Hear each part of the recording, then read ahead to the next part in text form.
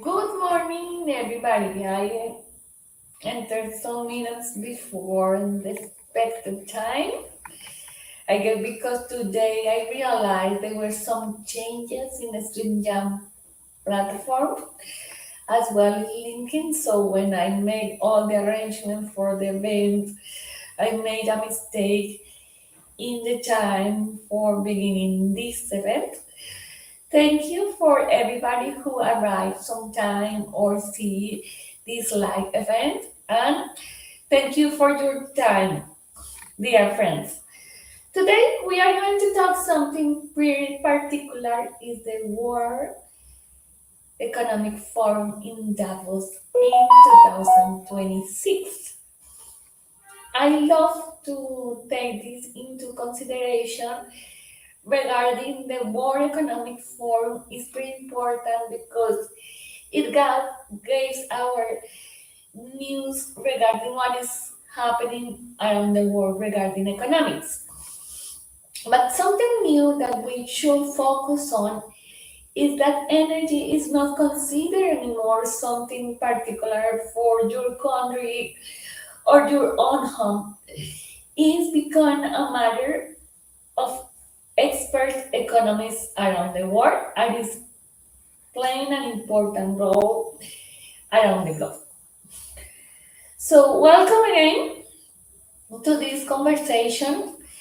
I hope to show you my view of this particular conference or particular meeting at the annual meeting of the World Economic Forum for 2026. If you have comments, if you have doubts, don't hesitate to send to through LinkedIn in order just to answer your questions and to try to have a enriching conversation like always. This is the first time that LinkedIn made some change in the live stream event, so I am adjusting to that. So when we see the details about this particular conference, it's something that for me is pretty important. That uh, World Economic Forum was the first time that considered that the world is fragmented. What meaning that? When we realize around the energy transition, that I prefer to call it energy addition, the energy transition is progressing in investment and deployment. But the political economical landscape looks very fragmented because now we have more confrontal narratives. And the agenda includes geopolitical, industrial competitiveness, security of supply. So, something that we should take into consideration is that electricity demand is still rising and growing every day. So, energy is not more considered something secondary, but now is the primary focus for the global economic reality we live. I love to call energy addition because it's a matter of security and competitiveness, and something that the World Economic Forum this time tried to do was focus.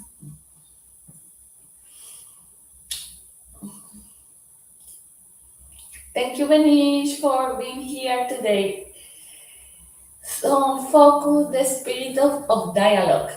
We want to dialogue and to listen different voices regarding energy transition, and what is happening in the energy that impacts the economic world in an holistic way. So when we see that point, I guess we can summarize what happened really in Davos in just 4 lines. First, the spirit of dialogue, because we are seeing a fragmented perspective and narrative between different, and there is more geopolitical tension and it is more pragmatism. For me, I'm more realistic and more pragmatic than many other energy specialists. So when we realize is thinking about what is the reality check, I love this approach for the World Economic Forum because it was the first time realized that we need to focus in what is the reality of energy in every single particular country and globally to realize what kind of paths we can pursue to assure energy security because it's a terms of energy sovereignty as well. What is the targeted initiatives to assure that we really can achieve what we are pretending to do? And I guess this conference opening the discussion for more questions than really easy answers everywhere. When we saw the news, especially Reuters highlights that the geopolitics is playing a vital role right now, and it's a very polarized energy debate because now it's becoming a stronger narrative, fossil fuel returning to the stage. I am one of the ones that consider that coal needs to be focused and approached in a different way. And I love this approach for the Davos because consider that as well. And something that was fun for me and also surprising is that Davos was not the place of a grand consensus and everything or everybody agree on a single path, but was made of side coalitions and practical deals that have to be in relation with the company, the competitiveness, and the energy sovereignty for the different countries. Because and not too difficult to say aloud that I guess is becoming more important every day, day to day, is the coal consumption in the world has risen up during more than 3 years in a row. We are expecting that this year is still increasing, even though we are thinking in an energy transition, eliminating coal. But when we check the reality and we check the numbers and the statistics, we have to be realistic about what is happening because, as I mentioned, we are in an era of energy addition. It's not replacing any form of energy in several markets, it's keeping the demand and keeping rising in terms of coal and oil. Something that was also important in this particular conference is that we should keep an eye on the grid because without the grids we don't have energy transition, but for me we don't have energy addition. And regarding coal, something that I love to mention, but I guess that was used to mention as well in this conference this year, was that we should focus on core facilities and the things that they can do regarding cost, energy efficiency, social license, and real reliability. So something without grids, we don't have transition. Something that for me is not just a reality here in Colombia regarding grids, because you can talk about that in Europe, that it's happening the same without grids, we don't have transition, and it's happening in everywhere. Is that at the beginning that I listened this information regarding without grid we don't have energy energy addition or energy transition, I was thinking that was just a matter of an emerging economies like Colombia. When you realize what is happening in the world is the same.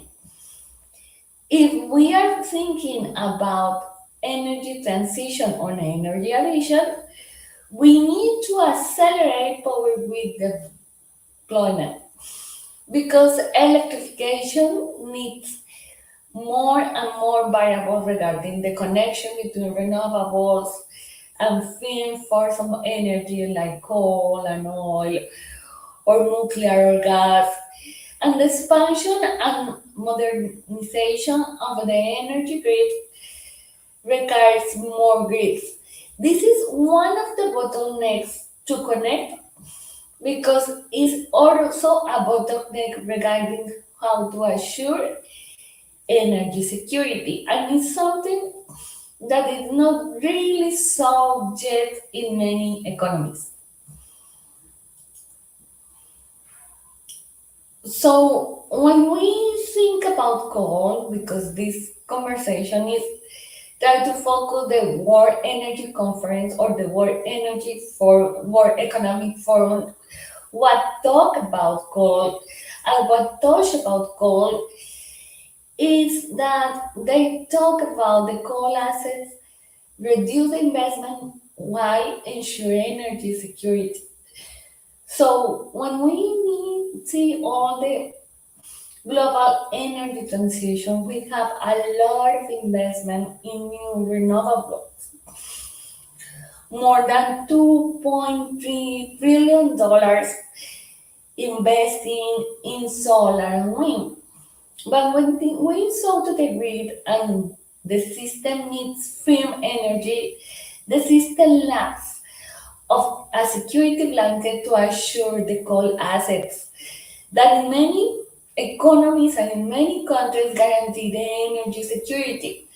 So this makes a challenge for the countries to preserve and reduce investments in coal when they are failing and they have a lot of pressure for the population to assure energy security. So we need to try to balance the two things and we need to try to focus in what is happening because when we forget about the reality of the physics that needs firm energy like coal assets to guarantee energy all the time, we could have cases like Spain last year that we have a blackout that affects Portugal, Spain, something that it makes so difficult to work because you need a secure energy 24/7. And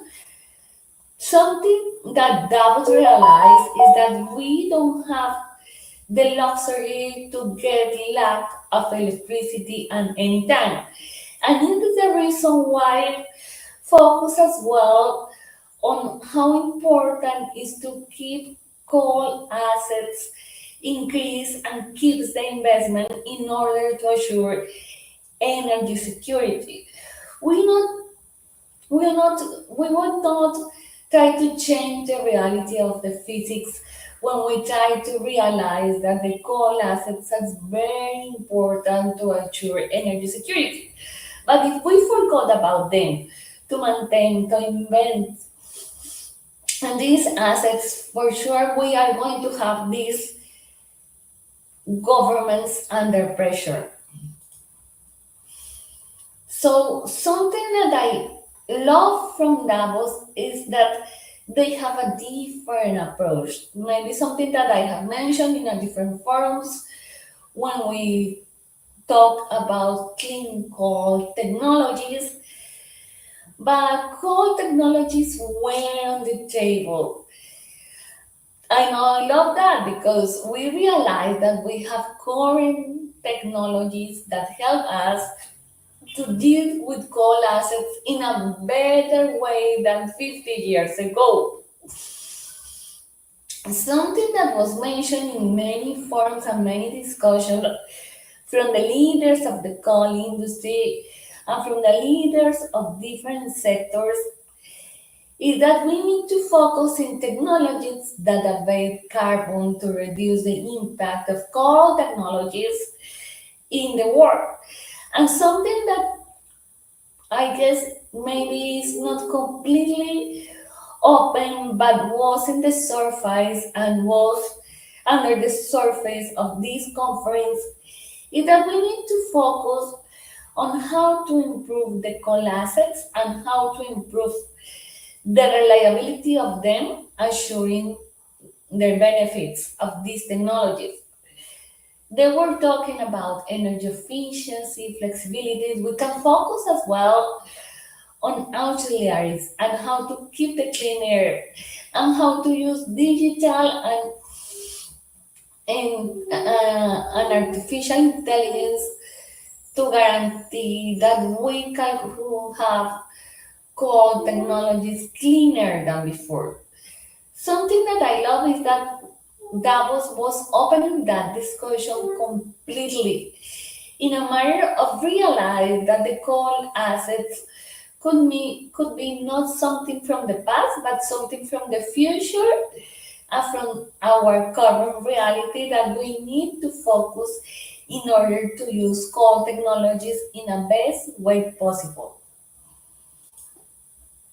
Something regarding the pragmatic approach, as I told you, I am more pragmatic and realistic and humanistic than many other energy specialists. But something that I love for this is that they put on the table something that has been hidden from the public in many cases, and sometimes it's just talking in a specialized context. And this is the carbon capture, utilization, and storage, or carbon capture storage. Why? Because we need to check that from a pragmatic point of view. How we can escalate these projects that they are on, already viable in many economies like China or India. Of course, we have to realize that CCS is not a magic solution or the perfect solution for many of the situations of coal technologies, but really needs a serious approach. When we think about new coal plants or new coal facilities, we have to think about how is viable or not the storage and infrastructure of carbon sequestration. If it's too difficult or it becomes plausible. So when we think about these coal assets that could last more than 20 years, we need to check if these new coal assets could be used with CCS or if we need to retire the assets or replace with more rational energy sources. But the idea is to check in a pragmatic approach about these coal assets and how the new technologies that are not really as new as we think of the last year, but have been there for a couple or for many years, how we can use them properly as in a serious way to guarantee that the new coal facilities integrate the best of the technology right now and that the risk becomes manageable. So it's also related for the economics and finance because we have to think what is the cost of capital, the market design, and see what is happening in the core facilities to assure that the economics and finance could supply these needs of new technologies like CCS in the market, or not just in the market, but in the real projects.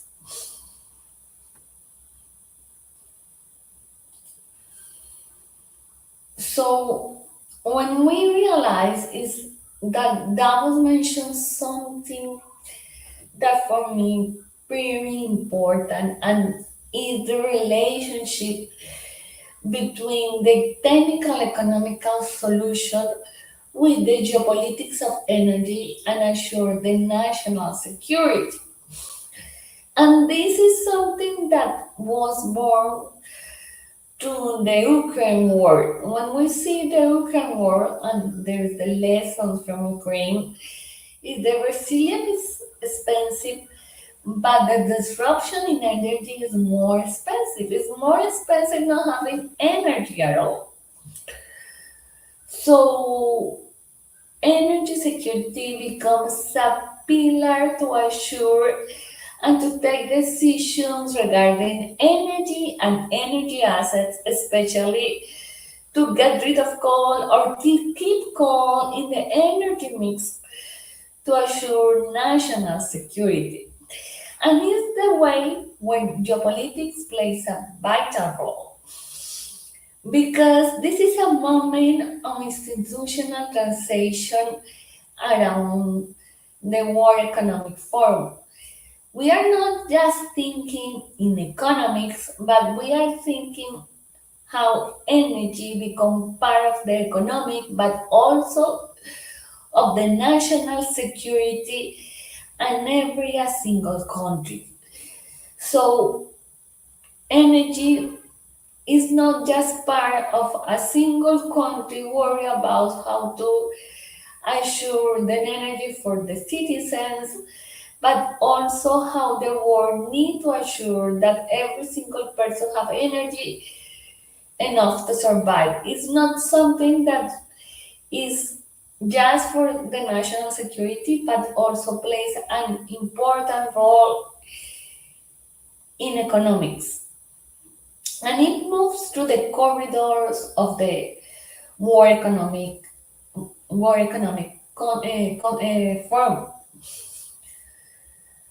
So we need to think about that because when it's about energy security, realization of coal is not an asset that we can live or we can live in a couple of years, but we can live with that for many or a couple of decades more. It's critical because when you see coal as part of assuring energy security in the country, you think twice how to use coal and how to use the latest coal technologies to make it more cleaner while you have different energy sources to assure energy security because it becomes national security as well.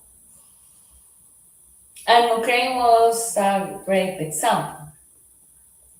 But something that happens in Davos this year is there was a clash in positions. And myself, I one of the defenders of coal power stations and coal facilities because I realize they are a great asset to keep for a while.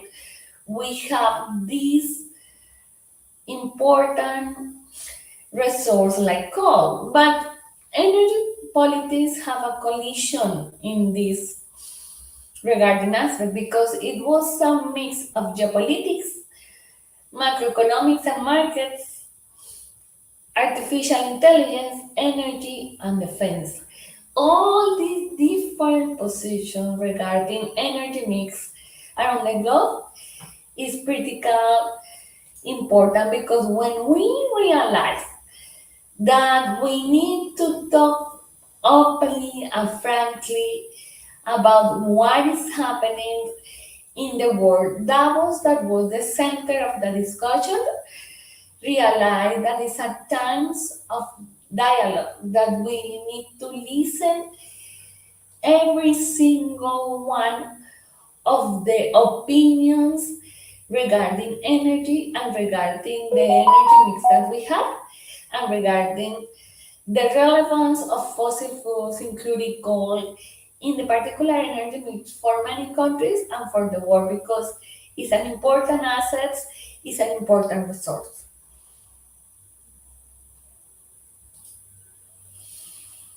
But Something that I guess Davos mentioned, I guess I have mentioned as well in many of my posts, is regarding the two pictures about how the planets work regarding energy mix and development.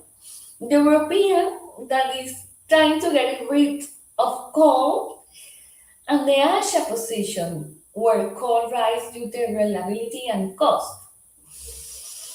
So we have two different pictures because Europe is retiring all the coal facilities, but they require more grid and storage that is becoming a bottleneck. But Asia and other emerging economies, I include Colombia as well, we need coal and we need to increase the pressure of efficiency and financing of coal assets in order to guarantee sustainable development. So when you see the two different pictures of the planet, you realize that even though we want to talk about getting rid of coal, this is not a reality everywhere. And in the places that we use coal, we should have the conversations regarding the technologies used for exploring, burning, and using the coal more efficiently and with less impact on the environment, but ensuring the sustainable development of the countries. So when we think about these two pictures of the planet, we need to focus on both pictures when we are in the World Economic Forum. We cannot leave one of the visions or one of the realities out of the picture because both of them are very important to assure that we have a completely reality of the energy mix globally. So when we go to my personal perspective, that is something that I want to share with you is that energy addition, as I love to call this era, because when we see the statistics, we are not eliminating energy sources for the global energy mix.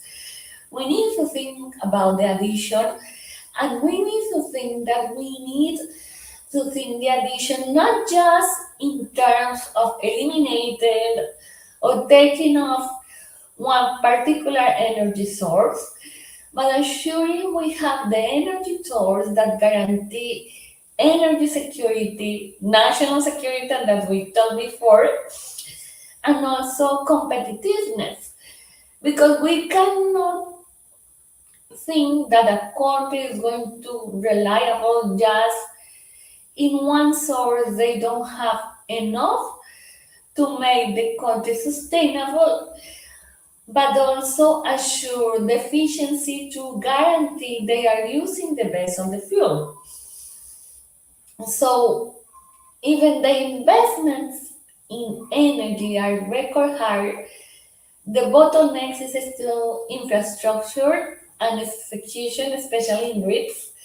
It's not just in Europe, it's also in America, South, Central, and South America. It's also in Asia. Without no grid, we don't have energy addition. This is something that has become more important every time I read about the development of the energy mix and all the tensions regarding how to assure energy everywhere, the grids plus the kind of energy you want to produce. And from my perspective is while coal exists, we should have a serious conversation about it. Because when we forget about coal, we forget the one third percent of the electricity generated worldwide. And it's very important to realize what is the operational excellence to guarantee the best use of every kilowatt generated from coal. We need to think as well if we are in power stations to think about how to use less auxiliary power, how to assure higher reliability, and better local pollution control. That I guess this is something that highlights from Davos, and I am not tired of remember every post that I make. Is that we need to focus in how to use coal better, more efficiently, to reduce the impact that it generates in the world. And it's possible, it's not something impossible. And when it makes sense, think about new technologies like CCS. Because you are not managing just coal, we are not just farming coal, you are managing risk, money, and the social license for the operation. And here is where the energy efficiency becomes your lifesaver because you can assure that you are using the best of the coal you have in your country. And this is one of the things I rescue for this conversation in Davos because I realized that they were more realistic about what is happening globally and they don't leave behind this technology that sometimes and in many cases and in many forums is demonized. But when you realize what is happening in Asia or in Europe, you realize that you need to keep all the technologies alive in order to ensure the sustainable development we have. And this is one of the things mentioned in the conference, and not inside the conference, but for the news covering the conference, like Reuters, for instance. And this is something that we need to consider because when we talk about coal as well, when we talk about the artificial intelligence, I guess something that I forgot to mention is that we need to think in how to improve the digitalization in coal facilities in order to ensure the best use of the energy provided by coal. But something that I love for this conference is they open the door to discuss how is the better way to use coal without leaving that from the conversation and recognizing that coal is an important fuel for the sustainable development globally. If you have comments, if you want to make a question, please come and participate. Thank you for being on time in this discussion. I was running a little bit because I was so excited about Davos. When think about Davos, Davos is a small town in Switzerland. But something that for me was also particularly important is that even Switzerland is very important. They realize they have to have focus not just in Europe, but they have to focus around the globe, China, Asia, India. So something that we need to think about is that Davos is not becoming more the center of the world regarding World Economic Forum, but is opening the discussion for the entire globe and what is needed globally. And I love that this is the first time Davos understand that it's not a consensus of everybody is doing the energy transition and is made by Europe, but maybe the energy addition is in different places in a different way, and we need to think how to make it possible with the less impact using the resources we have. If you have additional comments, if you have any doubts, if you want to contact me, just follow me here in LinkedIn or follow me in my webpage www.monicawaymarin.com. It will be a pleasure to talk with you about these topics. So I want to invite you to realize that calling not from my perspective is not a demon anymore, but it's part of the reality we have. And to assure the best approach to come, we should focus on how to use in the best way possible to reduce this impact. So thank you for your time. If you want to replicate this video with someone else, remember that you can just click on sharing the information with others and it will be doing this way. Thank you for your time and your consideration in this particular discussion about the World Economic Forum and Davos and how it understand cause and display call role in this moment. Bye.